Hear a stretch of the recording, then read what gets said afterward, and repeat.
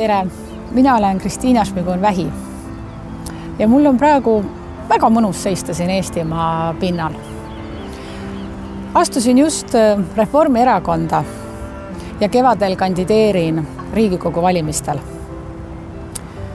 Te vist küsite, miks ma seda teen? Et mul on ju põhimõtteliselt kõik toredad asjad elus olemas ja võiks rahulikult elada oma elukast.